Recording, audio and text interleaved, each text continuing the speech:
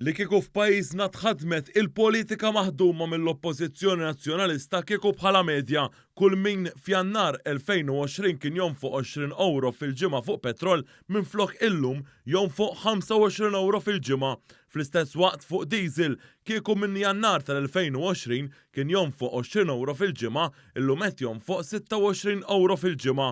Dan ħareġ f'analiżi tal-gazzetta It-Torċa imsejsa fuq ċifri tal-Kummissjoni Ewropea li ġew ippubblikati fil-Weekly Oil Bulletin fl-aħħar ġimgħa. Dawn iċ-ċifri juru kif Malta hija l-pajjiż bl-orħos prezz tal-fuels madwar l-Unjoni Ewropea fid-dawl taż-żidiet fil-prezzijiet li ġew irreġistrati fl-aħħar jiem. L-ogħla prezz medju tal-petrol fl-Unjoni Ewropea bħalissa huwa fl-Olanda fejn litru petrol jiswa 2 euro u 8 ċentesmi li jfisser 74 ċentesmu ola minn Malta. Fl-Iżvezja qed iħallsu l-ogħla prezz tad-diesel medja ta' 2 euro u 5 ċentesmi li huwa 84 ċentesmu aktar minn pajjiżna. It-Torċa irrimarkat kif pajjiżna il-prezzijiet tal-fuels baqgħu stabbli.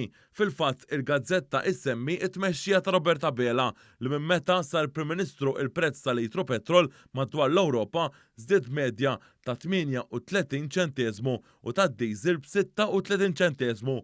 Kontrast Malta il-prezzijiet tal-petrol u d-diesel huma 7 ċentesmi orħos milli kienu f'Jannar tal-2020.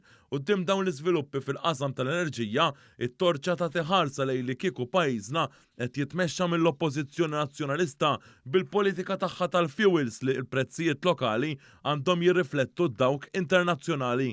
Fil-fatt it-Torċa tgħid li kieku llum il-konsumaturi Maltin minflok iħallsu euro u 34 ċentesmu għal kull litru petrol kieku qed iħallsu euro u 79 ċentesmu.